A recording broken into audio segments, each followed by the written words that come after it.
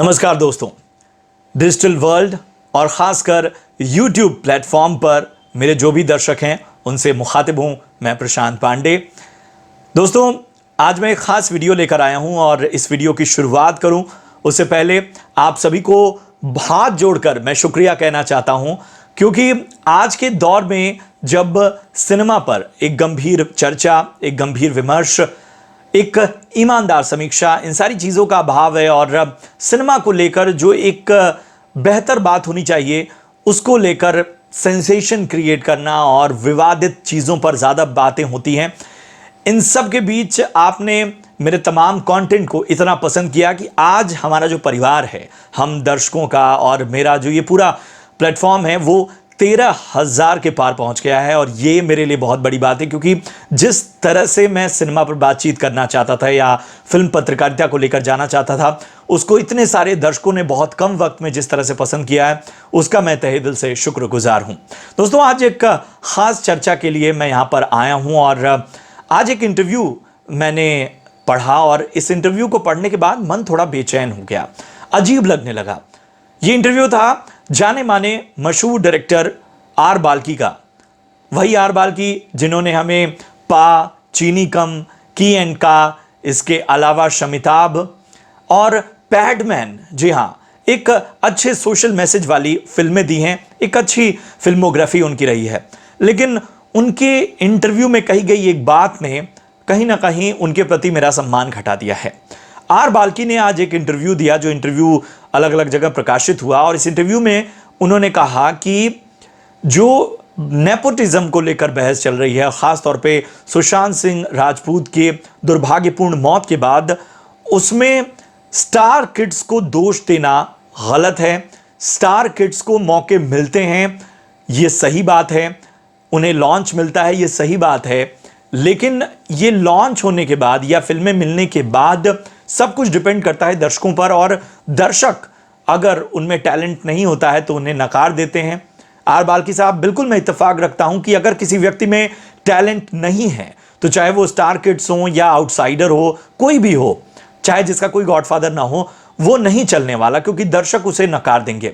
यहां तक मैं आपकी बात से इत्तेफाक रख रहा था, और ये एक प्रिविलेज है स्टार किड्स को, इससे स्टार किड्स इनकार नहीं कर सकते, इंडस्ट्री इनकार नहीं कर सकती। लेकिन अपने तर्क को और ज्यादा मजबूती देने के लिए आर बाल्की ने एक ऐसी बात कह दी जिसने उनकी सोच पर मुझे हैरानी हुई। उन्होंने कहा कि अगर आउटसाइडर्स मौका चाहते हैं, अगर आउटसाइडर चाहते हैं कि वो इस इंडस्ट्री में और ज्यादा बेहतर तरीके से उन्हें एक्सेप्टेंस मिले, तो मुझे ढूंढ कर लाइए। और नेपोटिज्म पर अगर आप बहस करना चाहते हैं तो मुझे ढूंढ कर लाइए रणबीर कपूर या आलिया भट्ट जैसा शानदार कलाकार। आर बाल्की साहब ये कहना चाहते हैं कि रणबीर कपूर और आलिया भट्ट जैसे स्टार हैं ही नहीं, या आउटसाइडर में वैसी क्षमता नहीं है। ये सोचकर अगर वो बोलते हैं और अपने तर्क को इन पैमानों पर वो रखते हैं, तो बड़ा तरस आता है उनकी सोच पर, क्योंकि मैं बड़ा सम्मान करता हूं उनकी फिल्मों का, उनके काम का। लेकिन अब जब उन्होंने तर्क का सहारा लिया है तो जरा हम भी तर्क पर आते हैं। आर बाल्की साहब, जिस तरीके से आपने कहा कि जो कलाकार रणबीर कपूर या आलिया भट्ट जैसे नहीं हैं, उनमें उस तरह की क्षमता नहीं है, इस तरह से नेपोटिज्म पर बहस नहीं हो सकती। लगता है आर बाल्की साहब, आपने इन दो सितारों के अलावा और किसी सितारे को की फिल्में नहीं देखी, या आउटसाइडर्स में जो भी प्रतिभावान कलाकार थे उनके काम को नहीं देखा, वरना शायद आप ये ना कहते। खैर, जरा हम देखते हैं आर बाल्की साहब की फिल्मों की तरफ कि आखिर उन्होंने किन कलाकारों को मौका दिया है और आखिर किस तरह से उनकी फिल्मोग्राफी रही है, क्या वो टैलेंट्स को सही में पहचानते हैं। तो शुरुआत करते हैं उनकी पहली फिल्म चीनी कम के साथ। इस फिल्म में दो स्थापित कलाकार थे, तब्बू और अमिताभ बच्चन। तो नए कलाकारों को तो यहां कोई खास मौका हमें नजर नहीं आया। दूसरी उनकी फिल्म आती है पा। अमिताभ बच्चन का बेजोड़ अभिनय, इसमें उनके साथ उनके सुपुत्र अभिषेक बच्चन भी नजर आते हैं। आउटसाइडर के तौर पर अगर हम देखें तो इसमें विद्या बालन का चेहरा नजर आता है, हालांकि उनका किरदार इन दो मजबूत किरदारों के आगे उतना ज्यादा अहमियत वाला नहीं होता है। तीसरी फिल्म उनकी आती है और ये फिल्म होती है की एंड का। इस फिल्म की अगर हम बात करें तो इस फिल्म में हमें नजर आते हैं दो ऐसे कलाकार जो उस वक्त और खास तौर पे अर्जुन कपूर को उन्होंने कास्ट किया जिनका काम दर्शक खारिज कर चुके थे। तो वो कौन सा टैलेंट देख के उन्होंने की एंड काम में अर्जुन कपूर को कास्ट किया, ये तो वही जाने। करीना कपूर थी उस फिल्म में और करीना कपूर एक बड़े फिल्मी परिवार से ताल्लुक़ रखती हैं, अर्जुन कपूर भी रखते हैं। शमिताभ एक फिल्म उनकी आई थी जिसमें अमिताभ बच्चन एक बार फिर से उन्होंने कास्ट किया। और यहाँ मैं आपको बता दूं की एंड काम में उन्होंने अमिताभ बच्चन और जया बच्चन को भी कास्ट किया था, एक छोटी मेहमान भूमिका उनकी थी।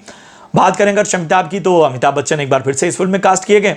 दूसरी ओर साउथ के सुपरस्टार धनुष को कास्ट किया गया था और कमल हासन की बेटी अक्षरा हासन को कास्ट किया गया और दोनों ही एक फिल्मी परिवार से ताल्लुक़ रखते हैं। तो नेपोटिज्म पर जिस बहस की बात वो कर रहे हैं, इन चार फिल्मों का नाम मैंने गिनाया उसमें साफ हो गई। अगली फिल्म जो सबसे ज़्यादा चर्चित है वो है पैडमैन। अक्षय कुमार इस फिल्म में थे और इसके साथ ही सोनम कपूर को उन्होंने मौका दिया। सोनम कपूर एक फिल्मी परिवार से ताल्लुक़ रखती हैं। अक्षय कुमार ने अपनी जगह एक आउटसाइडर होते हुए बनाई है और स्टारडम की वजह से आर बाल्की ने उन्हें कास्ट किया, न कि उनकी क्षमता को देख के। सोनम कपूर को उन्होंने एक बहुत ही अहमियत वाले रोल में कास्ट किया। अब उन्होंने जाहिर सी बात है सोनम कपूर के अलावा इधर उधर नहीं देखा।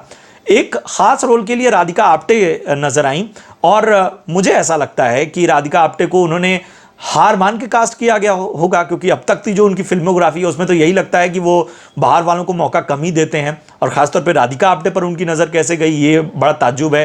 हो सकता है कि बहुत सारे स्टार किड्स ने इस डी ग्लैम रोल को करने से मना कर दिया हो, तब राधिका आप्टे इस फिल्म में शामिल हुई हों। और जाहिर सी बात है कि ये सारी बातें एक सोच की ओर इशारा करती हैं आर बाल्की के कि वो बैंड्रा, जुहू और बड़े बड़े फिल्मी घरानों से इधर उधर नहीं देखते। अगर वो देखते तो शायद उन्हें मनोज बाजपेयी नजर आते, वो देखते तो शायद नवाजुद्दीन सिद्दीकी नजर आते। ये दोनों ही कलाकार जिनका लोहा कैन्स फिल्म फेस्टिवल और अंतर्राष्ट्रीय समुदाय मान चुका है। बड़े बड़े फिल्म फेस्टिवल में इनकी फिल्में दिखाई जाती हैं, हॉलीवुड तक इनके काम का मुरीद है। और ताज्जुब होता है आपने इरफान खान के साथ काम नहीं किया। चलिए ये भी बड़ी हैरानी की बात है कि आपको इरफान खान भी कम टैलेंटेड लगे होंगे, जबकि उन्हें तो हॉलीवुड सलाम करता है। चलिए राधिका, आलिया भट्ट की बात की है तो जरा हम एक्टर्स की बात कर लेते हैं। राधिका आप्टे आपकी फिल्म में थी। राधिका आप्टे इस वक्त एक इंटरनेशनल प्रोजेक्ट का हिस्सा हैं आर बाल्की साहब, और वो भी नूर इनायत खान का किरदार निभा रही हैं। ऐसे देखा जाए तो ऋचा चड्ढा, तापसी पन्नू, कंगना रनौत, बहुत सारे नाम हैं, लेकिन शायद आपको इनमें टैलेंट नज़र नहीं आया।